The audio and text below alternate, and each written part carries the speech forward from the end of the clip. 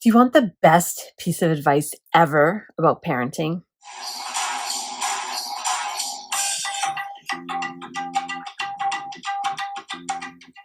Hi, and welcome back to Ask Dr. Saira, the show where I answer your questions about personal growth, mental health, and relationships.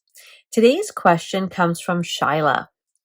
Shyla says, I've been following your parenting videos and courses and have been changing a lot in my parenting approach. What's one piece of advice you wish you could give all parents?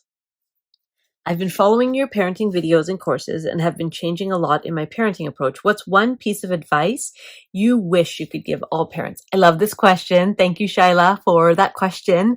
And I really had to think, I had to dig deep on this one. Like one, if I could only say one thing, what would that be? Oh, just only one? Oh my gosh.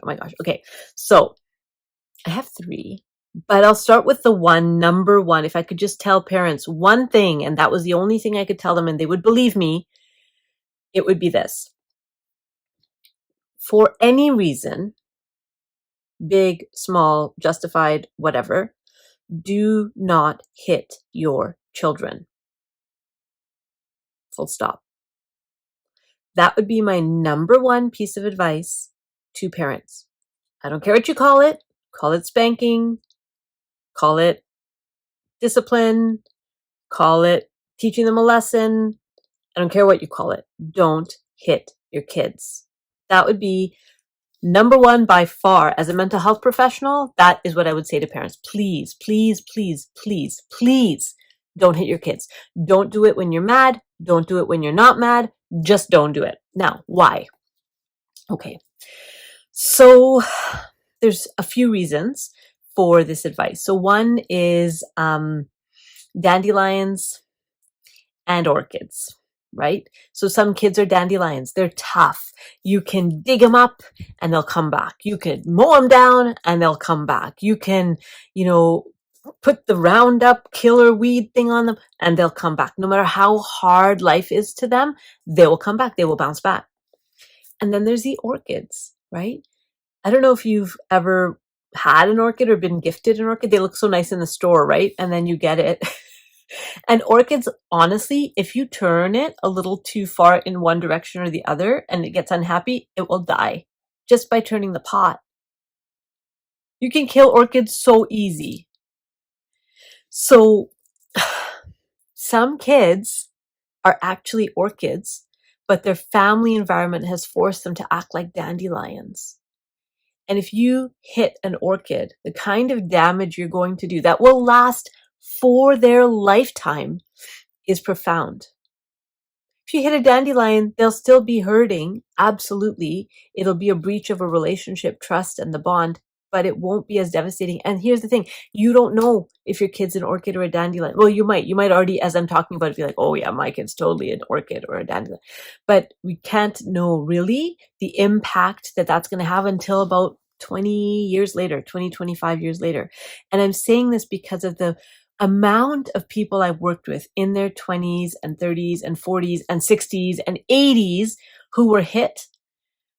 Not one of those people thought it was no big deal. At the beginning, everybody thinks like, oh, it's no big deal, not a big deal. But as we dig deeper and we think about what was it like for that 5-year-old, right? What was it like for that 7-year-old? What was it like for that 3-year-old? That this person that's supposed to love them and protect them is now hurting them, physically hurting them. What impact does that have on the psyche? It's profound, and I don't care what you call it. So that would be my number one thing is please, please, please, please, please don't hit your kids for any reason. Don't justify it. I don't care about your justification. Don't hit your kids. So the dandelions and the orchids is one reason. Another reason is brain development. So what happens when kids are hit for discipline is that they start to build a really strong relationship between the part of their mind that scans for danger and the part of their mind that goes to fight or flight. They build a really strong link that way. Now, what doesn't get strengthened is the part of their mind that can learn, problem solve, emotionally regulate. There's not enough energy on that part of the mind, and there's lots of energy in the self-protection and self-defense parts of the mind, which, okay, if you're growing up in war, That's really important. You want to be able to protect yourself. You want to be able to not dodge the bullets. And so in those contexts, still don't hit your kids, but that development would be helpful. Probably if you're watching this video, I'm guessing you probably aren't in that environment. You might be, but you probably aren't. It's unlikely. And so what are you training your kids for? Right? Are you training them so that they can grow up and be loving partners and, responsive parents and helpful colleagues? Or are you growing them up to look for danger and be defensive and be armored everywhere they go? That'll protect them, but it won't give them a great quality of life. Those are the people that end up in my office. I mean, lots of people end up in my office, and that's not a bad thing to end up in my office, but hitting kids will definitely impact them in the long term in ways that you can't even begin to imagine. The stories that I've heard of what children make it mean when you hit them, and they can't articulate it to their parents, so you'll never know. So brain development changes, orchids and dandelions, also role modeling, right? What are you teaching your kid when you hit them? That if somebody's bigger and more powerful and they're not getting what they want, they get to hit. And I want to share a little story here. My daughter went, she had this best friend that she'd known since she was like 18 months, and they did everything together. It's really sweet. One day we were over at their house, and I was friends with the mom, and there was kind of a weird, quiet, when the kids are suddenly too quiet and we knew something was wrong. So I went in, and they were in the living room, and they both looked like something had clearly happened. Something bad had clearly happened. So my mind is just going in 100 directions. Like, what happened? What happened? What happened? What happened? And so I asked my daughter, I said, are you okay? What happened? And she said, she used I'm not going to use the child's name, but she said the child's name spanked me. No, she said the child name, and she said she hit me. And I said, oh, how come? And so me and the mom were like, how come? And we asked the other child, how come you hit Rabia? And the other child said, oh, I didn't hit her. I just spanked her because she wasn't listening. And the mom, her eyes just welled up with tears, like, what have I done? Oh no, what have I done? And then on the drive home, my daughter says to me, Mama, what's spanking? Like, she'd never heard that word because we don't have any need to hit our children. So she didn't even know the concept of spanking, my daughter. And so when her friend spanked her, she didn't know what to do with that. She was like, it feels like you just hit me. I think you hit me.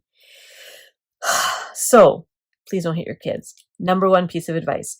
I had other advice too that I wanted to build in because I don't think I can just say one thing, but I will leave it for today. Well, okay. For those who are hitting their kids or spanking their kids, the second piece of advice I would have for you is it's never too late to repair the bond. So starting today, you could decide, I'm no longer going to hit my kids. I'm going to find other ways to engage in listening behaviors from my children and compliant behaviors and obedience. I'm going to find other ways to get my kids to listen to me besides hitting them. I'm going to find other ways to give my kids consequences besides hitting them. So if you decide that today, well, the second piece of advice I would have for you is that it's never too late to repair a rupture with your child. Even something you did 2 years ago, 5 years ago, even if they don't remember it, it's never too late to have a conversation with your child and say, you know what, mommy did this thing and I am so sorry. That was not right what I did. What are you role modeling for your child? Well, that when you make a mistake, you own up to it and you ask for forgiveness. That's an important skill that they will need in adulthood that most of us didn't see role modeled by our parents. So that would be number two. Number one, don't hit your kids. Number two, it's never too late to repair the rupture. Now, if you keep doing the same behavior over and over and over and over that you've asked for forgiveness for, then you lose trust with your kids. So once you repair the rupture, you actually have to make a dedicated effort to not repeat that same pain that you caused them. So I know I was very passionate in this video, but I feel very strongly about this. And I'm sure there's people out there who will disagree with me and you have your own theories, and that's fine. But if you look at any sort of developmental psychology for children, hitting children doesn't work. It doesn't help them. It helps you maybe, but it doesn't help them. And it doesn't help the bond, and it doesn't help their self-esteem, and it doesn't help them be kind to other children. Just don't do it. Those are my thoughts for today, and hopefully it was helpful. Pass it along to anyone you think might benefit, and check out our channel. There's lots of other interesting things going on. There's trainings and courses and little videos like this with informational tidbits, so check it out, Dragonfly Wellness TV, and I'll see you next time. Bye.